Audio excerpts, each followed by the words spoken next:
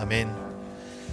우리 마음을 중단하시고 부활주 첫째 날 우리 주일 예배를 시작하도록 하겠습니다. 우리 모두 함께 일어나셔서 우리 예배로 부르신 하나님 성에 함께 응답하겠습니다. 우리의 도움은 주님의 이름에 있습니다. 하나님 아버지와 그리스도와 성령의 교통하심으로 은혜와 자비와 평강이 있을지어다. 우리 한 주간을 되돌아보면서 하나님 앞에 참회의 기도를 함께 드리겠습니다. 아버지 하나님이여, 이 시월의 마음에 문을 엽니다. 한 주간도 주의 뜻 가운데 인도하여 주신 주님, 늘 주의 마음과 주의 뜻으로 나가는 저희들의 되는 우리 모습을 보는데 저희들의 우리의 모습으로 우리의 욕심으로 모든 것을 우리가 또 하나였음을 다시 한번 고백해 봅니다. 오 주님, 이 시월의 마음을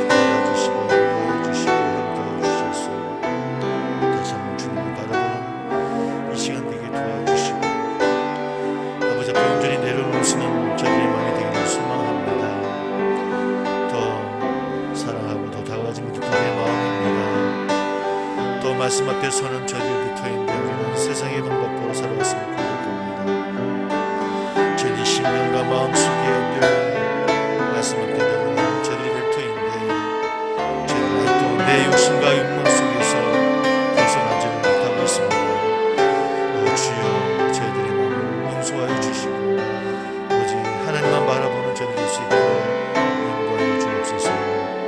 주께서 주님 믿습니다. 주님이 도와주시고 역사해 주시면 주의 뜻을 이루게 될 수 있도록 주님이여 함께하여 주옵소서. 인도해 주실 것을 믿으며 예수님의 이름으로 간절히 기도하옵나이다. 아멘.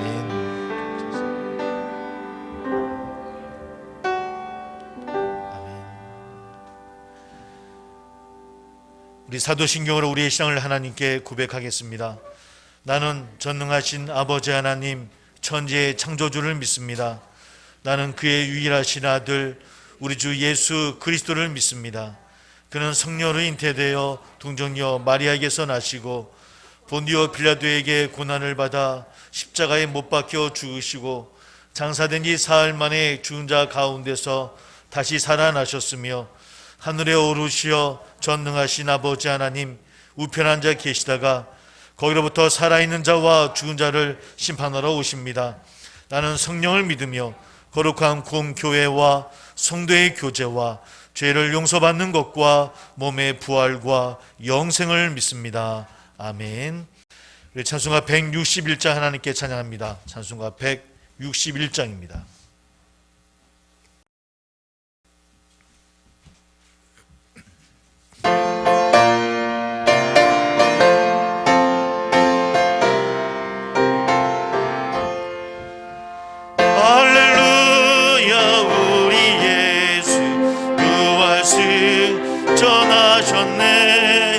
세상 사람 찬양하니 천사와 다 파도다. 구주 예수 부활하사 사망 것에 이겼네. 구주 예수 부활하사 사망 것에 이겼네. 할렐루야. 우리 예수 왕의 왕이 되시고 우리들의 중보 되신 성령 주거하시네. 구주 예수 부활하사 좋은 열매 되셨네. 구주 예수 부활하사 좋은 열매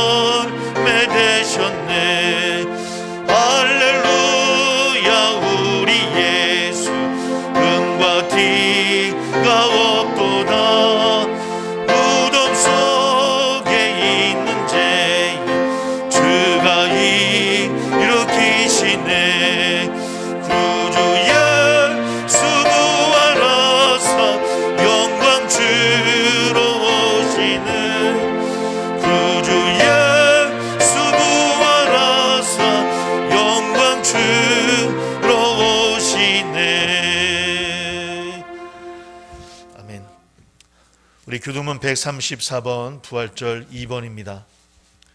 교동문 134번 부활절 2번. 내가 받은 것을 먼저 너에게 전하였노니 이는 성경대로 그리스도께서 우리 죄를 위하여 죽으시고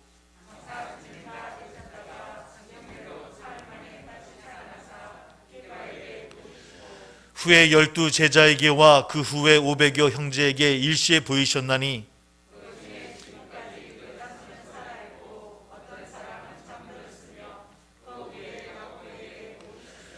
그 후에 모든 사도에게와 맨 나중에 만삭되지 못하여 난 자 같은 내게도 보이셨느니라.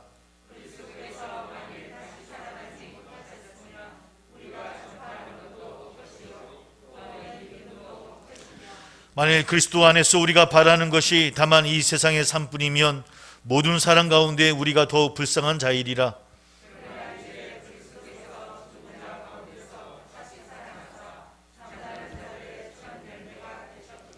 아멘.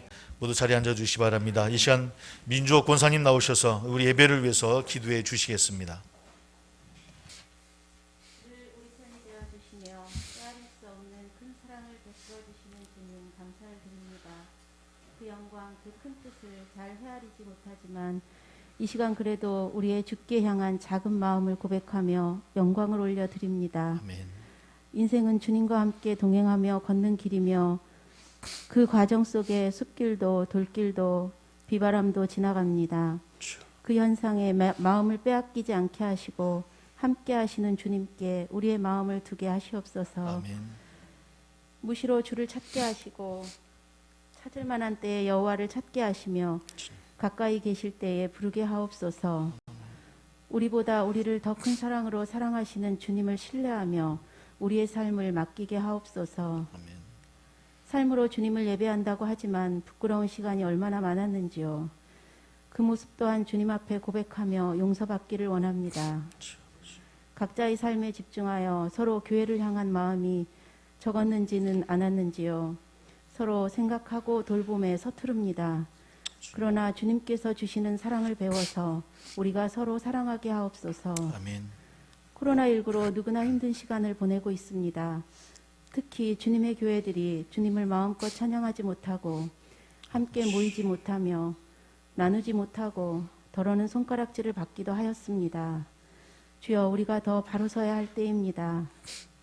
자신의 모습을 먼저 살펴보게 하시고 주님 안에 거하고 있는지 확인하게 하시며 하늘이 땅보다 높음 같이 내 길은 너희 길보다 높으며 내 생각은 너희 생각보다 높다고 하신 주님, 주님의 말씀으로 마음을 세우고 바꾸며 주님의 말씀으로 우리의 가치관이 새로워지게 하옵소서. 아멘. 복음도 증거하기 어려운 세상이 되었습니다. 먼저 우리의 삶을 주 안에서 바로 세우게 하시고 아멘. 주님이 주시는 사랑으로 우리의 삶을 살게 하여 각자 자신의 살아가는 모습이 우리 이웃에게 복음의 증거가 되게 하옵소서. 아멘. 그렇게 세안교회를 바로 세워주시고 이 힘들고 어려운 삶의 여건이 오히려 주를 더 바라보게 했고 아멘. 주님이 우리를 더 견고히 세워주시는 축복이 되어 믿음의 축복이 되게 하시고 이 나라의 복음의 꽃이 다시 피어나게 하옵소서. 아멘. 이 시간 주의 말씀으로 우리를 깨닫게 하시고 기뻐하게 하시며 우리의 주께 향한 사랑을 고백하는 시간이 되게 하시며 아멘. 힘을 얻고 돌아가 복음과 함께하는 삶이 지속되게 하옵소서. 아멘. 말로 다 표현할 수 없는 감사를 담아 예수님의 이름으로 기도드립니다. 아멘. 아멘.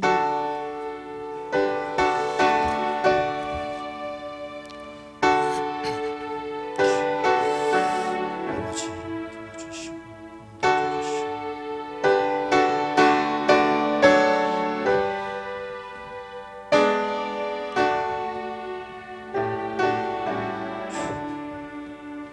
주소서.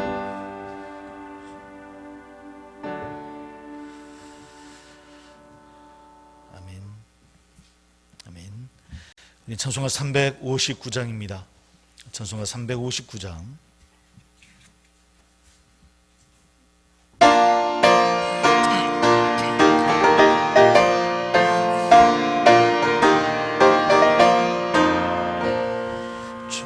성을 향해 가는 성도들아 앞길에 장례를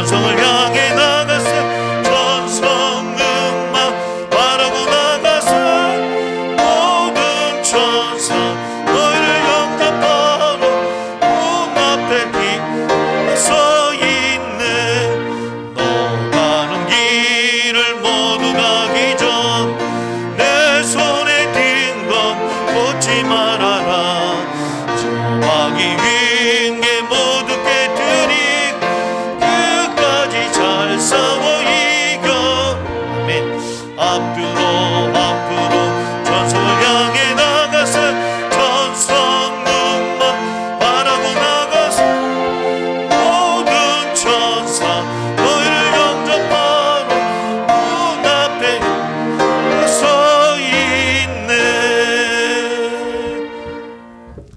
아멘.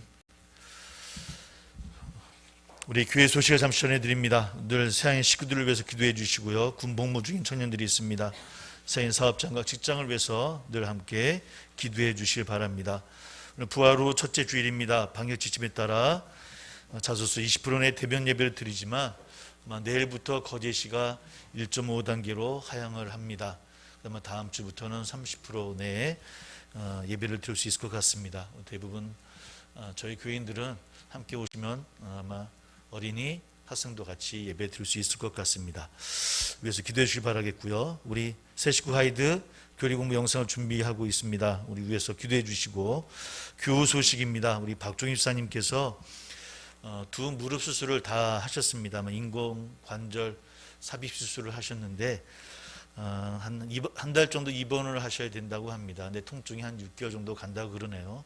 우리 위해서 기도해 주시고 지금 병원이 면회가 제한 중이라서 찾아가지 못하지만은 여러분들 또 문자로도 기도로도 함께 중보해 주시기를 바라겠습니다.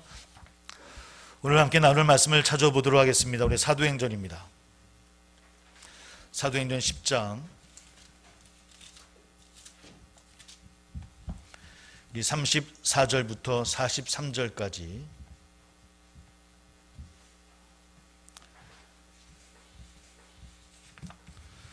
사도행전 10장 34절부터 43절까지 신약성경 205쪽이 되겠습니다. 사도행전 10장 34절부터 43절까지 우리 다 같이 함께 봉독합니다. 시작. 베드로가 입을 열어 말하되 내가 참으로 하나님은 사람의 외모를 보지 아니하시고 각 나라 중 하나님을 경외하며 의를 행하는 사람은 다 받으시는 줄 깨달았도다. 만유의 주 대신 예수 그리스도로 말미암아 화평의 복음을 전하사 이스라엘 자손들에게 보내신 말씀 곧 요한이 그 세례를 반포한 후에 갈릴리에서 시작하여 온 유대에 두루 전파된 그것을 너희도 알거니와 하나님이 나사렛 예수에게 성령과 능력을 기름 붓듯 하셨음에 그가 두루 다니시며 선한 일을 행하시고 마귀에게 눌린 모든 사람을 고치셨으니 이는 하나님이 함께 하셨습니다. 우리는 유대인의 땅과 예루살렘에서 그가 행하신 모든 일의 증인이라. 그를 그들이 나무에 달아 죽였으나 하나님이 사흘 만에 다시 나타내시되 모든 백성에게 하신 것이 아니요 오직 미리 택하신 증인 곧 죽은 자 가운데서 부활하신 후 그를 모시고 음식을 먹은 우리에게 하신 것이라. 우리에게 명하사 백성에게 전도하되 하나님이 살아있는 자와 죽은 자의 재판장으로 정하신 자가 곧 이 사람인 것을 증언하게 하셨고 그에 대하여 모든 선지자도 증언하되 그를 믿는 사람들이 다 그의 이름을 힘입어 제사함을 받는다 하였느니라. 아멘. 우리 잠시 기도합니다. 귀한 주님 감사 영광을 돌립니다. 오늘도 우리 귀한 성도들 우리 삶 가운데 열심히 주의를 행하며 또 열심히 땀 흘렸던 한 주간을 되돌아보며 주님 앞에 나왔습니다.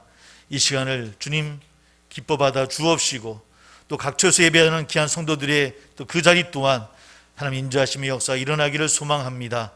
힘들고 어려운 때 그러나 말씀을 붙잡고 나가는 우리 귀한 성도들의 발걸음을 축복하여 주옵시고 그래서 우리가 생각지 못한 귀한 열매도 맺게 해주시고 주님의 놀라운 은혜 가운데 늘 자유하며 기쁨의 삶을 누리는 우리 성도들이 다 될 수 있도록 인도하여 주옵소서. 생각지 못한 일들 때문에 고민하고 아파하는 귀한 가정들, 성도들 있는 줄 압니다. 육신의 아픔으로 기도하는 성도들도 또한 있습니다. 하나님, 그의 마음들을 위로하여 주옵시고, 그러나 주님 안에서 다시 회복되어지고 다시 일어나는 놀라운 일들이 우리 가운데 일어날 수 있도록 하나님이여 허락하여 주옵소서. 오늘 귀한 예물로, 귀한 마음으로, 수고함으로, 헌신함으로, 기도함으로 하는 귀한 성도들 하나님이여 더 좋은 열매로 맺어주게 하여 주옵시고, 축복된 귀한 삶을 누리며 나누는 우리 될 수 있도록 하나님이여 함께하여 주옵소서. 말씀과 내 은혜 허락하여 주옵시고 우리 주님만이 영광받아 주옵소서. 예수님의 이름으로 기도하옵나이다. 아멘. 우리 서로 한번 인사 나누겠습니다. 우리는 부활을 믿는 사람들입니다 라고 서로 한번 확인하시고 또 인사 나누기 바랍니다. 우리는 부활을 믿는 사람들입니다. 예. 우리 거제 시간이 내일부터 1.5단계로 이제 하향을 하고 좀 더 전국적으로는 조금 어려운 상태지만 그러나 거제시는 아마 어저께 변 시장님을 통해서 기자회견을 들어보니까 확진자가 확산이 좀 잡혀진 것 같습니다. 다행이라 생각 들고요. 또 전국적으로도 또 잘 잡혀져서 좀 더 좀 자유로운 시간들이 됐으면 하는 바람입니다. 우리가 생각했던 만큼 이렇게 빠르게 또 백신의 효과들이 아주 우리에게 있지는 않지만 그래도 소망을 가지고 나가는 우리 되기를 바라겠고요. 오늘도 함께 말씀을 통해서 함께 나누는 시간 되기를 소망합니다. 또 오랫동안 뵙지 못한 분도 배울 수 있어 좋았고 또 좋네요, 그죠? 많은 분들이 함께하는 우리 귀한 예배가 되기를 소망합니다. 저는 가급적이면 우리 공동성서 일과를 가지고 설교를 준비합니다. 이 공동성서 일과라는 것은 개혁교회의 정통입니다. 이 역사는 더 멀리 초대교회로까지 이어지게 되어지고요.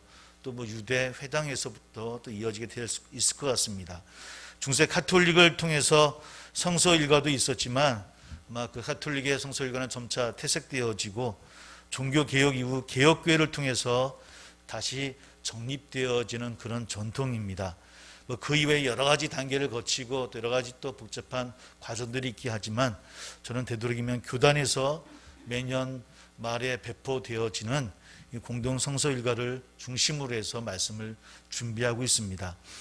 이 성서 일과를 나누는 것은 세계의 많은 그리스도인들이 같은 주일 또 공동으로 묵상하는 성경 말씀입니다. 그러니까 저희 교회만 보는 말씀이 아니라 전국이 아니라 전 세계적으로 그리스도인들이 함께 보는 그런 말씀이라는 겁니다.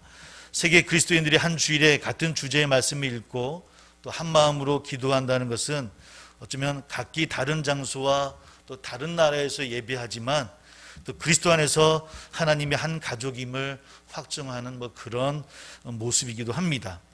그런 이유로 사실은 성서 일과 따라서 설교를 준비하는 것이 쉽지는 않지만 그러나 또 좋은 점은 또 성서 일과를 설교를 준비하는 목사님들과 좋은 자료들을 함께 공유할 수 있다라고 하는 그런 목회자 입장에서 또 장점도 있습니다. 이런 과정 속에서 처한 상황에 따라서 다양한 말씀들이 선포되어진다고 하는 그런 신비로운 또 그런 경험도 저는 하게 되어집니다.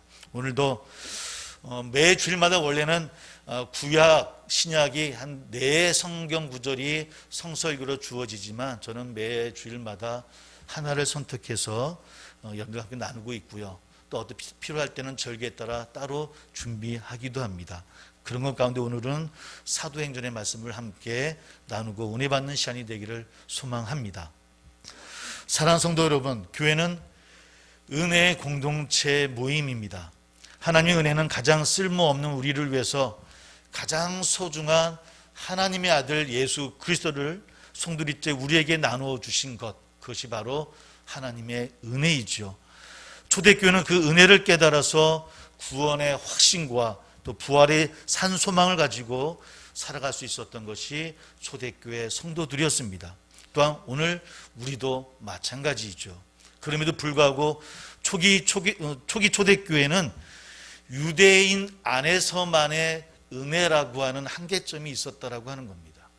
바로 오늘 말씀은 그런 한계점 안에서 다시 시작되어지는 그런 말씀이다 생각하시며 함께 말씀을 나눕니다. 오늘 사도행전 말씀은 베드로가 가이사랴에 있는 이방인 고넬료라는 그의 가족과 친척 그리고 그의 친구들에게 전했던 설교 말씀을 우리가 함께 읽어보았습니다. 사도행전에 베드로의 설교가 여러 번 나옵니다. 여러 곳에서 나오지만 오늘 우리가 함께 읽었던 본문의 말씀은 베드로가 이방인에게 전했던 첫 번째 설교입니다. 그러니까 이방인에게는 처음으로 하나님의 복음을 전하고 있는 그런 설교라는 것이죠. 베드로가 이방인에게 설교한 것이 왜 중요하냐면 예루살렘에서 시작된 하나님 나라 복음이 유대와 또 사마리아를 거쳐서 땅끝까지 전파되는 그 과정에서 교두보의 역할을 하는 것이 오늘 베드로의 설교의 모습입니다. 하지만 베드로를 비롯한 모든 또 당시 사도들은 이방인에게 복음을 전파할 준비는 아직 되어 있지는 않았던 것 같습니다. 왜냐하면 유대인이 이방인과 교제하는 것도 금지되어져 있었던 그런 시대였었고요. 또 사도들이나 초대교회 성도들도 뭐 이방인들까지 복음을 전해야 돼라고 하는 아직 필요성을 느끼지 못하던 그런 때였다는 겁니다. 그런 상황에서 베드로가 가이사랴에서 여러 이방인들에게 복음을 전파했다고 하는 것이 초대교회와 사도들에게 이제 소문이 퍼진 것입니다. 그리고 그 소문을 들었던 다른 사도들과 또 유대인 기독교인들이 베드로를 비판하기에 이르러요. 그래서 베드로가 예루살렘까지 다시 올라가서 이에 대해서 해명을 해야 되는 사건이 일어납니다. 우리 다 읽지는 않았지만 11절부터 그런 내용이 나옵니다. 다행히 문제가 잘 해결되었고 그 후로는 교회가 유대 땅에서 이방인들에게도 복음을 전파하는 것이 허락되어지는 그런 사건입니다. 이것이 사도행전 11장 1절부터 시작되어지는 내용이 담겨져 있습니다. 하지만 우리가 주목해야 할 것은 오늘 베드로가 고넬료라는 곳에서 고넬료 가정에서 복음을 전파하고 있는데 고넬료는 바로 이방인 중에서도 특별한 이방인이었다고 하는 겁니다. 그는 로마 황제 카리쿨라 시대 유대 총독 그때 마룰루스라는 사람이 총독이었는데 그 수하의 백부장이었습니다. 총독 관저가 있는 가이사라의 수비대를 담당하고 있는 이탈리아 부대의 지휘관이었다라고 하는 것이죠. 근데 왜 하필이면 베드로가 첫 이방인 설교 대상을 유대를 억압하는 로마인, 또 로마인 가운데서도 군인이었고요. 또 군인 가운데서도 베드로의 주님이신 예수님을 십자가에 못 박도록 허락한 총독, 물론 빌라도는 아니지만 그 총독의 직속 부하, 그 고넬료의 가정에서 왜 복음을 전파했을까? 물론 하나님의 뜻하신 바가 있었기 때문인 것을 우리는 고백합니다. 그 내용이 오늘 그 말씀 가운데 있습니다. 어떤 내용이냐면 어느 날 베드로가 기도하는 가운데 환상 중에 하늘에서 온갖 음식이 담긴 보자기가 내려오는 그런 환상을 보게 되었죠.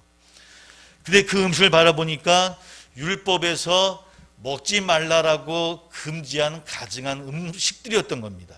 그래서 베드로에게 그 환상 중에 그 음식을 먹으라고 하는 음성이 들려요. 근데 베드로는 누굽니까? 유대인이지 않습니까? 유대인으로서 그것을 먹을 수 없다라고 베드로가 답하자 다시 하나님이 깨끗하게 하신 것을 속되다 하지 말라라는 음성을 듣게 되어집니다. 이런 환상이 한 번이 아니라 세 차례에 이어서 베드로에게 보여지는 거예요. 그러고 나서 밖에 누가 찾아왔는데 나가 보니까 고넬료가 보낸 세 사람이 문 밖에 있더라는 겁니다. 그제서야 베드로는 그 환상이 하나님이 보여주신 것이고 이방인에게 복음을 전파하라고 하는 하나님의 뜻이구나라고 하는 것을 깨닫게 되어집니다. 고넬료 역시 그 전에 환상 중에 하나님의 지시를 받지요. 요바에 있는 베드로를 청해서 하나님의 말씀을 들으라고 하는 그런 환상을 고넬료도 본 상태였습니다. 그래서 세 사람을 베드로에게 보내서 가이사랴에 있는 자신의 집으로 이제 베드로를 초청을 하는 겁니다. 만약 하나님께서 베드로와 고넬료 이 둘 사이에 개입하지 않았다고 한다면 아마 베드로가 이방인에게 복음을 전파하는 그런 일은 일어나지 않았겠죠. 아니, 했다 해도 로마 군인인 또 총독의 수하였던 아마 그런 사람에게는 절대로 복음을 전파하지는 않았을 것 같습니다. 그런데 사람의 의지와 무관하게 하나님께서 일을 시작하시니까, 하나님이 일을 시작하니 베드로가 그 일을 하지 않을 수 없었다고 하는 것입니다. 계획은 사람이 할지라도 이루시는 것은 하나님이시라고 하는 잠언의 말씀을 우리는 기억을 합니다. 실제로 우리가 처음에 계획한 일이 여러분 100% 다 되던가요? 올 한 해 우리 벌써 4월 달입니다. 우리 2021년이 시작하면서 올해는 이렇게 해봐야지, 이렇게 해야지라고 계획을 다 세우셨는데 혹시 이 가운데 지금까지 100% 잘 되고 있습니다라고 손 들으실 수 있는 분 계십니까? 없잖아요. 백신하면 뭔가 잘 될 거야. 이제 우리나라가 안전하고 자유롭게 될 거야. 10월달, 11월달까지는 집단 면역이 될 거야 라고 우리가 기대하고 소망을 가졌는데, 또 그럴 수 있을 거라고 정부에서도 발표를 했었는데 사실 어떻습니까? 자, 우리가 생각하는 만큼 100% 다 되는 경우가 거의 없더라는 것이죠. 그런 걸 보면 저나 우리 모두는 사람은 미래 앞에 겸손해야 되는 존재임을 깨닫게 되어집니다. 우리가 미래의 주인이 아니기 때문이겠죠. 반대로 사람이 전혀 계획하지 않은 일임에도 불구하고 때로는 우리가 계획하고 우리가 생각하지 않은 일임에도 불구하고 때로는 하나님이 계획하신 일을 사람이 완성하게 하도록 이끄는 경우도 있더라는 겁니다. 오늘 바로 베드로와 고넬료의 이야기가 바로 그런 경우입니다. 베드로는 어느 날 갑자기 자신이 꿈에도 계획한 적이 없는, 한 번도 생각해보지 못했던, 그것도 총독, 로마 총독 수비대장 앞에서 오늘 설교를 하고 있더라는 겁니다. 그런데 그 일이 기점이 되어서 이후 교회가 유대 땅에서 이방인에게 선교를 할 수 있는 문이 열려지게 되어지더라는 겁니다. 그리고 이방인 선교는 단지 유대 내에서만 머물지 않고 유대 밖, 이제는 안디옥, 더 나아가서는 바울을 중심으로 해서 로마 전체까지, 유럽과 아시아까지, 아프리카까지 또 복음을 전파되는 놀라운 역사를 우리는 바라보게 되어집니다. 좀 그렇게 보면 2000년 전 베드로가 고넬료를 만난 사건은 오늘 우리가 이 자리에서 예배하고 있는 우리의 모습과도 연결되어져요. 만약에 베드로가 고넬료에게 복음을 전파하지 않았다고 한다면 어쩌면 우리도 이 시간 주님을 모를 수도 있겠구나라는 그런 고백을 하게 되어집니다. 하나님이 계획하신 일은 그야말로 나비의 작은 날개짓임에도 불구하고 태평양을 건너서 태풍을 일으키는 나비 효과를 내고 있더라는 것이죠. 여러분, 주님의 그 섭리와 은혜에 감사하는 우리 모두 되기를 주의 이름으로 소망합니다. 그렇다고 한다면 베드로는 그날 고넬료와 및 함께했던 이방인들에게 과연 어떤 말씀을 전했겠습니까? 처음으로 이방인에게 말씀을 전파했는데, 복음을 전파했는데 어떤 말씀을 전했을까요? 그것이 34절, 35절의 말씀입니다. 우리 함께 한번 읽어보겠습니다. 34절, 35절 말씀 시작. 베드로가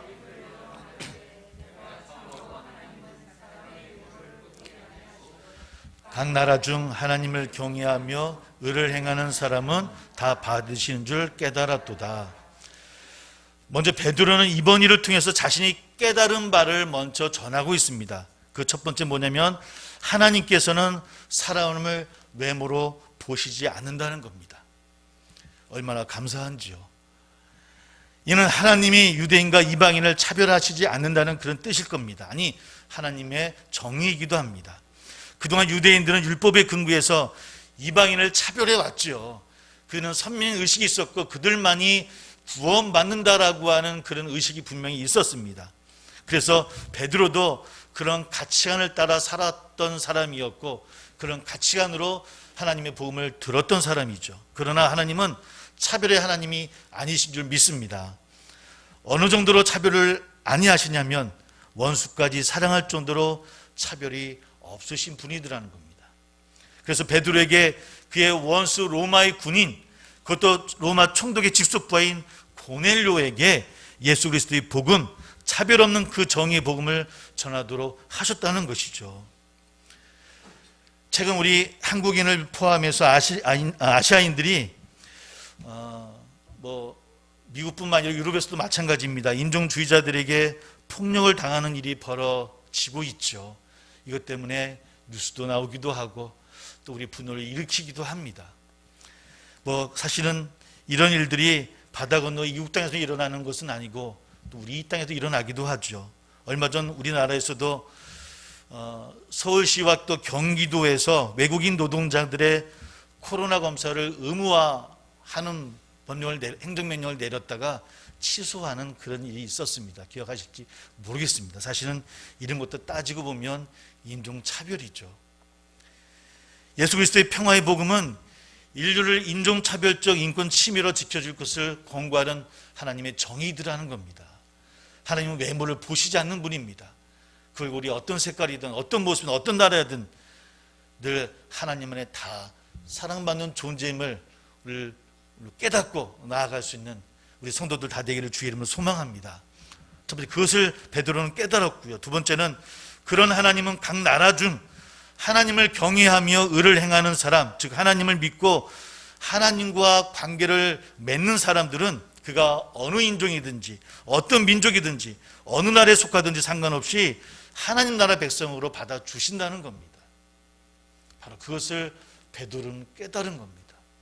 외모를 보시지 아니하시는 하나님, 그게 어떤 인종이든 어떤 나라든 어떤 민족이든 하나님 백성으로 받아주신다라고 하는 것. 그렇다고 한다면 이방인 고넬료와 그의 가족 친지는 어떻게 하나님을 믿고 하나님과 관계를 맺을 수 있었겠습니까? 베드로는 이를 위해서 하나님께서 온 세상의 주인이신 예수 그리스도를 유대 땅에 보내셔서 화평의 복음을 전하셨다라고 36절에서 이야기합니다. 한번 36절을 함께 읽어보겠습니다. 같이 시작. 만유의 주 되신 예수 그리스도로 말미암아 화평의 복음을 전하사 이스라엘 자손에게 보내신 말씀이라고 합니다. 즉 하나님께서 온 세상의 주인이신 예수 그리스도를 유대 땅에 보내셔서 화평의 복음을 우리를 통해서 전하게 하셨다라고 베드로는 이야기를 합니다. 그 예수 그리스도의 화평의 복음이 세례 요한의 때 갈릴리에서 시작해서 온 유대 두루 퍼졌고요. 이것이 이제 이방인들에게도 세계에도 전파되어지고 있더라는 겁니다. 베드로가 이렇게 예수 그리스도의 복음의 사역을 다시 이야기하면서 38절에서 이렇게 요약을 합니다. 또 한번 읽어보겠습니다. 38절입니다. 같이 시작.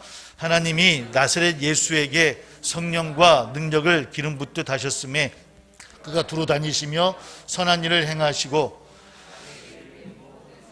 굳으셨으니 이는 하나님이 함께 하셨습니다. 무슨 말씀이겠습니까?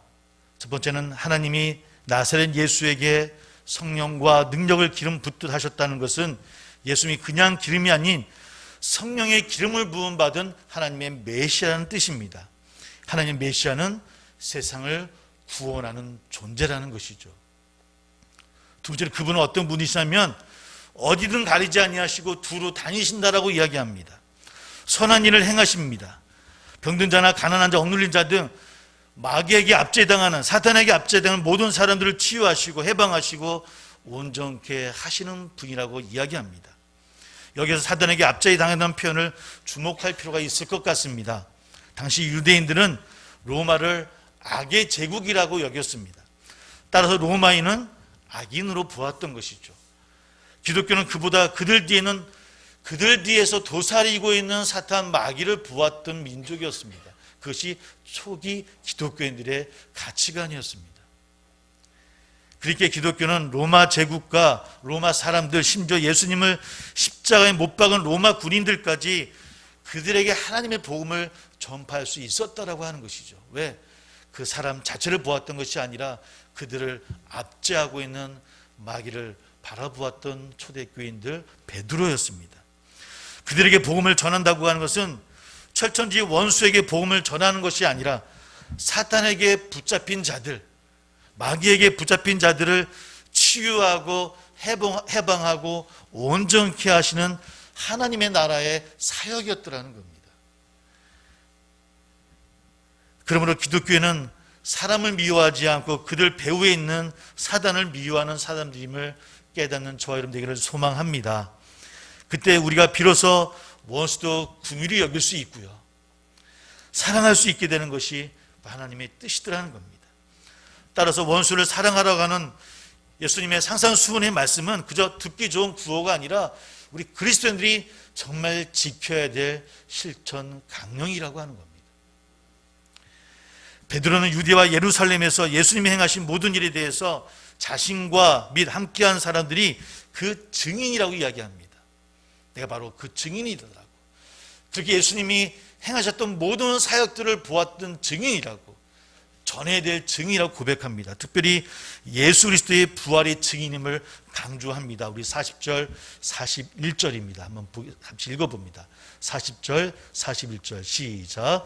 하나님이 사흘 만에 다시 살리사 나타내시되 오직 미리 택하신 증인 곧 죽은 자 가운데서 부활하신 후 그를 모시고 음식을 먹은 우리에게 하신 것이라. 사랑하는 여러분, 증인은 자신의 생각이나 철학을 전하는 사람이 아니죠. 오직 자신이 보고 듣고 경험한 것을 전하는 사람이 증인입니다. 예수 그리스도의 부활은 예수님이 돌아가셨지만 아직도 우리가 잊지 못하는 것으로 보아서 우리 마음에 살아나신 것 같아 라는 그런 차원이 아니라는 겁니다. 우리는 십자가에서 돌아가신 예수님이 사흘 만에 부활하신 것을 두 눈으로 똑똑히 보았고 그분의 음성을 두 귀로 들었고 우리가 그분을 모시고 함께 음식을 먹었다라고 하는 그 차원의 말씀입니다. 그것을 깨닫고 경험하고 증거하는 사람이 바로 증인입니다. 지금 베드로는 고넬료에게 예수 그리스도의 하나님 나라의 복음을 전하고 설교하고 있죠. 만약에 복음에서 예수 그리스도의 부활이 중요하지 않다면 베드로는 굳이 부활을 언급하지 않았을 것입니다. 왜 그랬을까요? 굳이 이방인에게 말씀을 전파하면서 그들이 듣기에 껄끄러운 이야기, 믿지 못할 이야기, 아니 의심받을 만한 이야기를 추가할 필요는 없지 않겠습니까? 그러함에도 불구하고 베드로는 그럴 수 없었습니다. 왜? 그가 직접 보았고 들었고 함께 음식을 나눴던 것을 그는 경험했고 알고 있기 때문입니다. 그것을 전파하라는 것이 하나님의 명령이기 때문인 것을 베드로는 알았기에 오늘 고넬료에게 하나님 나라 복음을 전하고 있고 부활을 전하고 있더라는 겁니다. 42절입니다. 우리에게 명하사 백성에게 전도하되 하나님이 살아있는 자와 죽은 자의 재판장으로 정하신 자가 곧 이 사람인 것을 증언하게 하셨고 라고 이야기합니다. 여기서 이 사람이 누구입니까? 오늘 베드로는 하나님이 살아있는 자와 죽은 자의 재판장으로 정하신 자라고 고백합니다. 그런데 그 자는 다른 사람이 아니라 바로 유대인이 십자가에 달아 죽였으나 하나님이 사흘 만에 다시 살려내시고 나타내신 예수 그리스도라고 하는 겁니다. 이것을 또 우리 또한 고백하고 확신하는 저와 여러분 되기를 주의 이름으로 소망합니다. 그리고 하나님 그 사실을 백성에게 전도하고 증언하라 사도들에게 명령하셨다라는 겁니다. 그러므로 십자가에 죽으시고 사흘 만에 살아나신 예수 그리스도의 부활이 빠진 복음은 여러분 껍데기에 불과하다라고 하는 겁니다. 복음이 아니라는 겁니다. 더 나아가서 베드로는 성경 전체가 그 사실을 말하고 있다라고 결론이 있습니다. 43절 마지막 절을 함께 읽겠습니다. 같이 시작. 그에 대하여 모든 선지자도 증언하되 그를 믿는 사람들이 다 그의 이름을 힘입어 제삼을 받는다 하였느니라. 여기서 모든 선지자는 모세로부터 모든 예언자들을 포괄하는 아니 성경 전체를 말하고 있습니다. 성경 뭐라고 이야기합니까? 그를 믿는 사람들. 거기서 그는 누구입니까? 바로 십자가에서 죽으시고 부활하신 예수 그리스도를 뜻합니다. 십자가에서 죽으시고 부활하신 예수 그리스도를 믿는 사람들이 다 그 이름을 힘입어 제사함, 즉 구원을 받는다라고 결론 짓고 이야기하고 있습니다. 베드로는 그것이 성경 전체의 결론이라고 오늘 고넬료 이방인 앞에서 말씀을 전하고 있더라는 겁니다. 사랑하는 성도 여러분, 부활하신 그리스도는 온 우주를 통치하시는 만왕의 왕이심을 여러분 고백하기를 소망합니다. 산자와 죽은 자를 심판하실 만유의 통치자이십니다. 우리가 마땅히 그분의 뜻에 합당한 삶을 살아야 되는 이유가 바로 거기에 있습니다. 특별히 오늘 말씀을 따라서 부활의 주님을 믿는 우리 모두는 차별 없는 하나님의 정의를 실천하는 화평의 복음을 전하는 우리 모두 되기를 주의 이름으로 소망합니다. 그래서 서로가 서로를 올려주고 배려하면서 매물을 보시는 하나님의 그 뜻을 따라서 늘 평화를 외치고 평화를 전파하는 하나님 나라의 귀한 증인으로 살아가는 부활의 삶을 누리는 우리 사랑하는 성도들이 다 되시기를 주의 이름으로 축복합니다. 기도하겠습니다.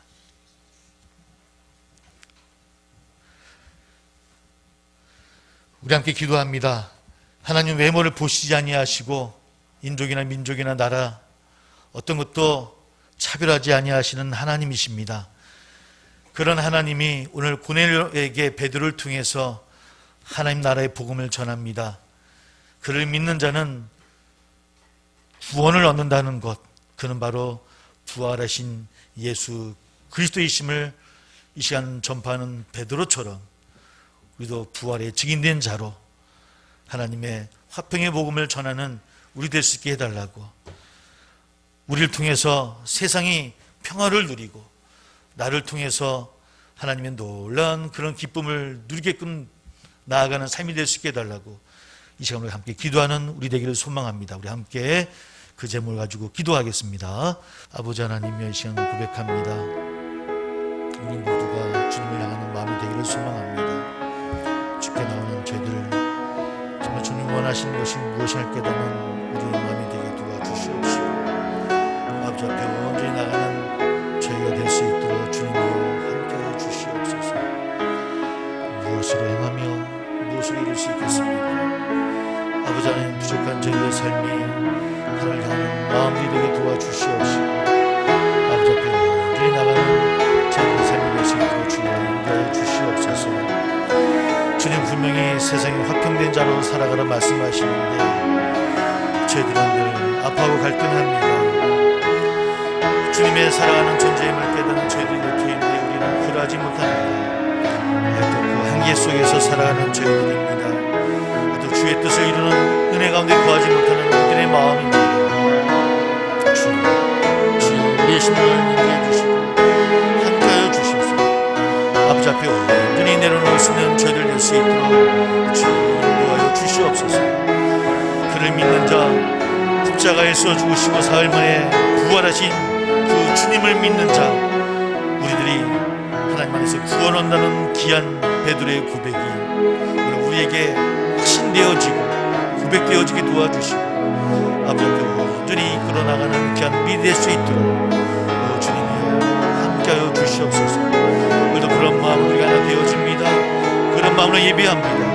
아버지, 이 예배를 기뻐 받아 주옵시고 하나님을 사랑하는 저희들 신부 되시는 주님 도와주시옵소서. 인도해 주실 것을 믿으며 예수님의 이름으로 감사하며 간절히 기도하옵나이다.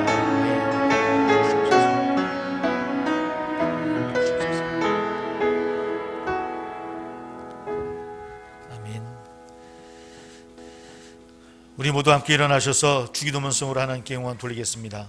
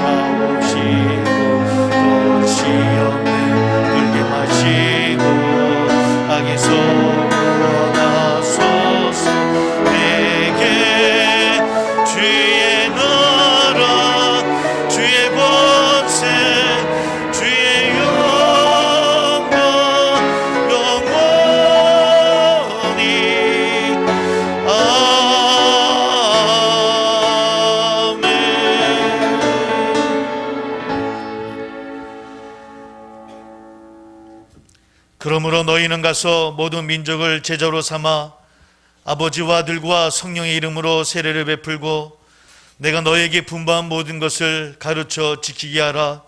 볼지어다 내가 세상 끝날까지 너희와 항상 함께 있으리라. 이제는 우리 주 예수 그리스도의 은혜와 하나님 아버지의 지극하신 사랑과 성령의 교통하심이 부활의 증인된 자로 나가기를 원하는 살아가는 세상의 모든 성도들과 우리 가정과 우리 교회 위에 지금부터 영원토록 함께 해주시기를 예수님의 이름을 받들어 축원하옵나이다. 아멘.